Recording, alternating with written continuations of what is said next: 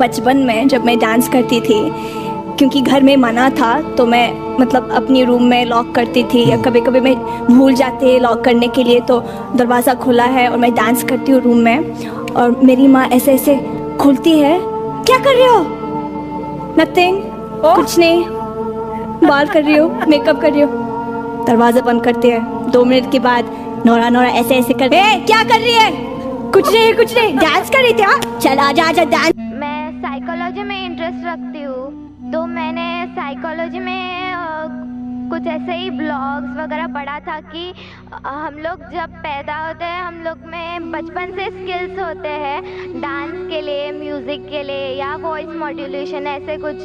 तो मैं जानना चाहती हूँ कि कोई मुस्लिम है तो इसमें करियर क्यों नहीं कर सकते? डांस एंड म्यूज़िक अलाउड क्यों नहीं है? बहन का सवाल है, क्या वो साइकोलॉजी की स्टूडेंट है और वो ये कहती है कि इंसान में कुछ ऐसे जीन जो स्किल्स पैदा होते हैं डांसिंग के या मॉडलिंग के, तो इस्लाम में डांसिंग और मॉडलिंग क्यों हराम है? मैं भी डॉक्टर हूँ, मैं जानता हूँ देयर इज जेनेटिक्स जीन्स है, लेकिन ये कहना कि स्किल्स एक, अगर आपके अल्लाह ने कुछ आपको हुनर दिया है आपके जीन्स में, उस हुनर का सही फायदा भी उठा सकते, गलत भी। वो हुनर की कई चीजें हो सकते हैं, उससे आप एथलीट बन सकते, उससे आप अच्छे काम कर सकते, उससे आप डांसिंग भी कर सकते। तो ये जरूरी नहीं कोई स्किल आपके पास है तो उस स्किल का गलत इस्तेमाल करे। कोई बोला क्या मुझे भाई अच्छी मेरे हाथ की सफाई, हाथ में अच्छे से घुमा सकता हूँ तो मैं चोरी करूंगा। वो हाथ की सफाई से हम अच्छे काम भी कर सकते ना, हाथ की सफाई से सर्जरी कर सकते, इंसान की जान बचा सकते, डॉक्टर बन सकते, उसी हाथ की सफाई से चोरी भी कर सकते। तो हाथ की सफाई का हुनर है अगर आपके पास, उसका अच्छा इस्तेमाल करो। जो आपका मेन सवाल था कि इस्लाम में डांसिंग और मॉडलिंग क्यों हराम है, इस्लाम में वो चीज़ जो आपको कुरान और हदीस से दूर लेके जाती है वो हराम है, क्योंकि इस्लाम में मानते हैं हम हमारे खवातीन, हम औरतों की इज्जत करते हैं और हम नहीं चाहते कि उनकी नुमाइश करें। हम देखते हैं कि वेस्टर्न वर्ल्ड, जब वेस्टर्न वर्ल्ड कहती है in the name of women's liberalization, the western society in the name of women's liberalization, actually they are degrading the women. In the name of women's liberalization, they are degrading her to a status of mistresses, concubines, society butterflies with a hidden behind the colorful screen of art and culture. Western society कहती है कि हम खवातीन को बढ़ावा देते हैं, उनकी इज्जत करते हैं। वो उसूलन क्या कर रहे, मीडिया के जरिए इन the name of art and culture, art और कल्चर के नाम पे वो क्या कर रहे हैं, वो खवातीन को जलील कर रहे हैं। मैं आपको मिसाल देता हूं, आप जो कह रहे हैं मॉडलिंग, मॉडलिंग क्यों करते हैं ऐड के लिए? एक बहुत फेमस ऐड है, जो ऐड है BMW का। आपने सुना होगा BMW के बारे में, जो गाड़ी है जो नौजवान उसे पसंद करते हैं, वो मर्सिडीज के लेवल की है।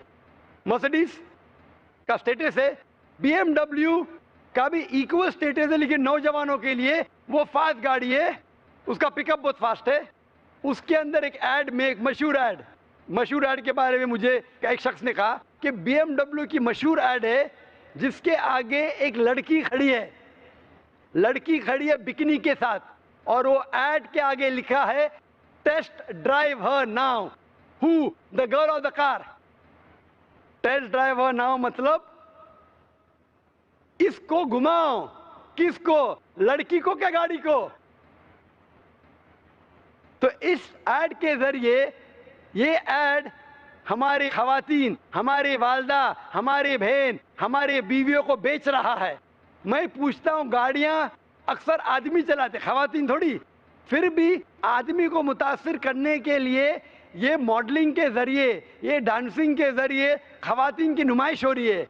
तो ये western culture in the name of women's liberalization वो क्या कर रहे, वो खवातीन को जलील कर रहे। इसीलिए इस्लाम में, जैसे कि मैंने कहा मेरे तकरीर में, हम खवातीन की इज्जत करते और हिजाब में मानते हैं। इसीलिए हम हमारे खवातीन की नुमाइश नहीं करते। इसीलिए खवातीन का सारा जिस्म ढका होना चाहिए, सिर्फ चेहरा और हाथ दिख सकता है। इसीलिए ये डांसिंग और मॉडलिंग कुरान और हदीस के खिलाफ है, इसीलिए इस्लाम में खिलाफ है। Hope the answer the question. मैं वीटी में काम करती हूँ, काउंटिंग में। मेरा सवाल ये है, मुस्लिम कास्ट में नबियों को भेजते हैं कि हिंदू मुस्लिम सिख ईसाई सब एक है, तो पंडित लोग को भी अल्लाह ताला ने भेजा है कि सब कास्ट एक ही है, तो वो एक भी बार हम लोगों को बोलते नहीं है कि सब एक ही है, वो सिर्फ अपना ही बोलते हैं, ऐसा क्यों? बहन ने सवाल किया है कि मुस्लिम मज़हब में कहते हैं कि हिंदू मुस्लिम सब एक है, लेकिन हमारे पंडित ऐसा नहीं कहते, क्यों?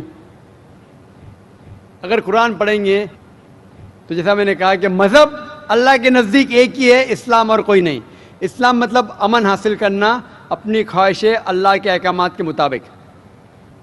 लेकिन कुरान मजीद में लिखा है सूरह हुजुरात में, सूरा नंबर 49 चैप्टर 49 वर्स नंबर 13, या अय्युहन्नासु इन्ना खलकनाकुम मिन ज़करिन व उन्सा व जअलनाकुम शुअबन व क़बाइला लिताअरफू इन्ना अक्रमकुम इंदल्लाहि अत्क़ाकुम इन्नल्लाह अलीमुन खबीर, कि ए इंसानों, हमने तुम्हें बनाया है एक पैर से, एक जोड़े से, आदमी और औरत के जोड़े से, और आपको तकसीम किया है कबाइल में, ताकि आप एक दूसरे को पहचान सके, ना कि आप एक दूसरे से नफरत करें। और सबसे बेहतरीन इंसान वो है जो तकवा रखता है। तो सारे मजहब के लोग एक नहीं है, सारे इंसान एक है। एक इंसान दूसरे इंसान से ऊंचा दौलत के वजह से नहीं है, जिन्स के वजह से नहीं है, उम्र के वजह से नहीं है, पैसे के वजह से नहीं है, लेकिन है तकवा के वजह से। तकवा मतलब पायटी, राइचियसनेस, जिसको अल्लाह सुब्हाना व ताला का ज़्यादा खौफ है, जो अल्लाह से ज़्यादा करीब है, वो इंसान ऊंचा इंसान है। नहीं तो सारे इंसान यकसा है।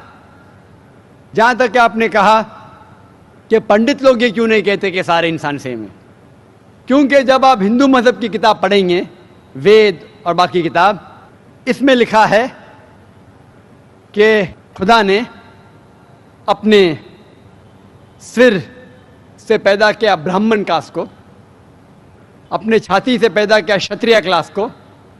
ब्राह्मण मतलब लर्नड कास्ट, विद्वान क्लास, क्षत्रिय मतलब वॉरियर कास्ट, सोल्जर्स, और अपने थाई से, अपने जांग से या अपने पेट से पैदा किया वैश्य, बिजनेस क्लास, और अपने फीट से, पैर से पैदा किया शूद्रा। और ये कास्ट सिस्टम जो लिखा है, आप देखेंगे मनुस्मृति में है, वेद में है, ये इसमें मानता नहीं हर हिंदू। क्यों? क्योंकि ये इंसानियत को तकसीम करता है। हमारे इस्लाम में सारे इंसान, चाहे गोरा या काला, अमीर या गरीब, राजा या फकीर, अल्लाह के नज़दीक इंसान यकसा है। ऊंचा तब होता है जब तकवा ज़्यादा है तो और अच्छा इंसान है। तो हम मानते हैं कि पैसे से या रंग से या जात पात से इंसान जन्नत में नहीं जा सकता है। इसके बारे में और अगर आप चाहते हैं तो आप मेरी तकरीर सुनो, हिंदू मज़हब और इस्लाम में यकसानियत, और इसके बारे में और डिटेल्स में कहा regarding caste system. Hope the answer the question sister.